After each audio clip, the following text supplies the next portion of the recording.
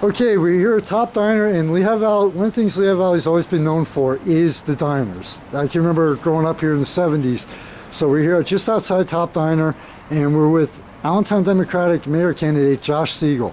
I just wanted to do a quick follow-up interview because, in all honesty, you're the only person who responded to the interview on the website, and I thank you for your time to do that. Now, one of the things that people talk about the past, with Allentown and everything.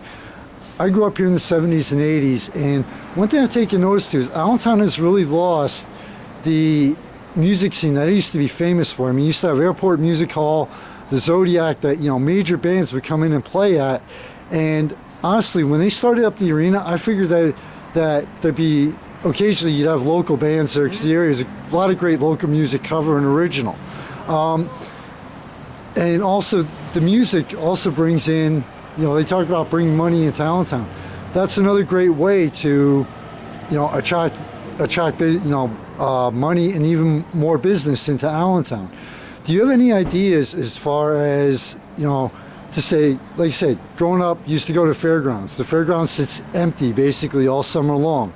How to, not necessarily go back, but or revive, but how to have a fresh approach and say, possibly try to attract some actual music venues without and still have without getting the reputation of these are going to be trouble spots, and I know that's a tricky double-edged sword right there, but do you have any ideas on how to possibly do that? Yeah, well, I think first of all we have a great park system. I'd love to see Allentown utilize its park system, whether it be West Park or Cedar Beach or even parks in the East End, and have outdoor park music festivals. I think it's a great way to sort of bring people into neighborhoods, let them experience local businesses, eat at the local diner, go see a show. I definitely think we need a permanent music venue. There used to be Croc Rock. There definitely needs to be some kind of designated music hall, preferably in the downtown. I think it'd be something that's cheap, affordable, that can have regular shows, and not only can we continue to attract popular and nationwide artists, but definitely we need to do a good job in the Lehigh Valley of sort of elevating a lot of our local rock bands, a lot of our local music performers. We do have a great music scene out here and an underground arts community that no one really appreciates. And unless we start elevating them and giving them an opportunity to be seen, they're going to leave, and we're going to lose that asset.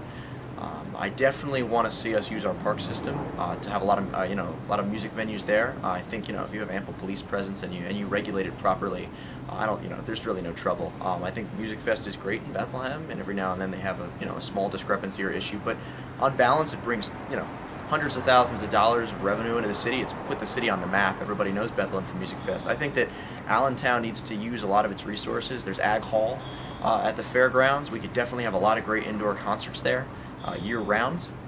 I think we need to make sure that we have constant sort of street festivals, constant art shows. It's got to be something that goes year-round, so people always have a reason to come out here.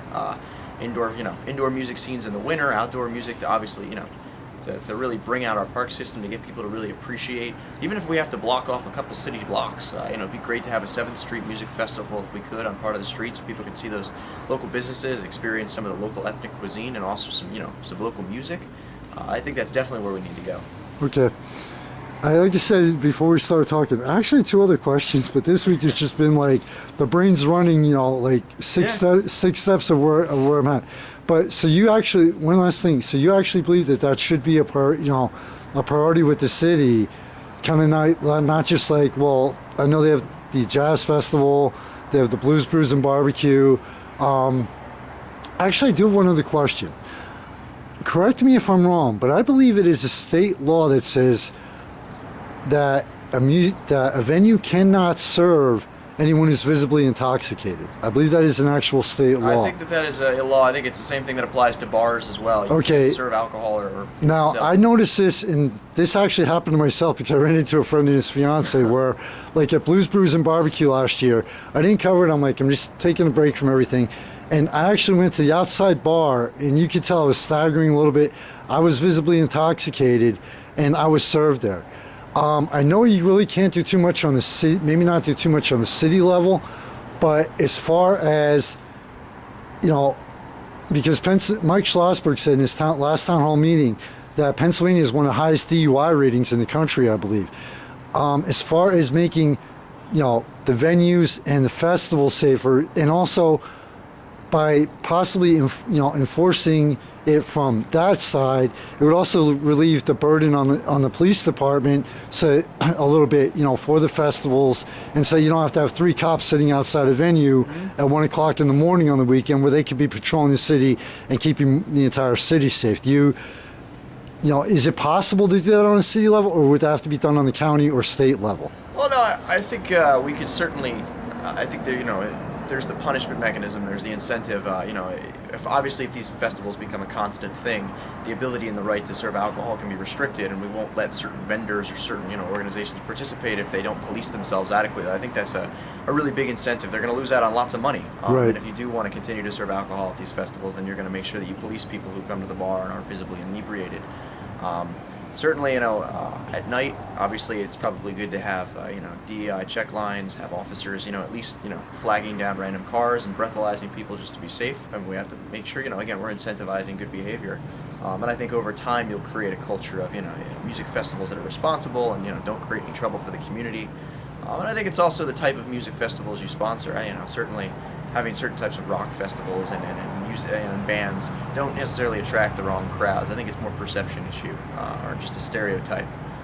I think that we have to make sure that if we have vendors there, that they're following the rules, and if they don't follow the rules, they're no longer allowed to participate. And I think that's a pretty compelling way to keep them in line, because they're going to miss out on hundreds of thousands of dollars in potential revenue. Right. Now, you just mentioned something I never even thought of. You said about incentivizing. This is the start of my day. This is scary. But anyway, do you think it'd be possible for, let's just say you have a bar or a nightclub here, because the Pigpen's now open on the weekends again, where, guess what? You just went 6 months where didn't have one police call, the cops are sitting outside, not one single person, they didn't have to pull over. Do you think if there's any way that the city could do something for that venue, in a positive way to help encourage that, not just, on the enforcement of enforcing when they do something wrong, but to try to say, hey, look, thank you for doing this right. Do you think it'd be possible for the city without, increasing expenses? I think you can just basic promotions, social media, utilize online platforms. I think that's a great way to highlight businesses that are being responsible and keeping people in line, and making sure that they don't perpetuate a problem or contribute to it. I think that's a great way the city can spotlight responsible businesses and how they contribute to the community. Help them promote a music event if they're having one. So I think it's sort of a mutual relationship. If they're good, we reward them and we make sure people know, and that draws more people to their business in the first place. So. Okay. Well, thank you very much for your time. I know I've been a pain with things lately. It's just trying to, everybody, I make it crystal clear. I'm one person trying to do the work of everything. You and your fiance are doing the entire work of a campaign staff, and the entire campaign staff. I know that, and I wish you the best of luck. Thank you.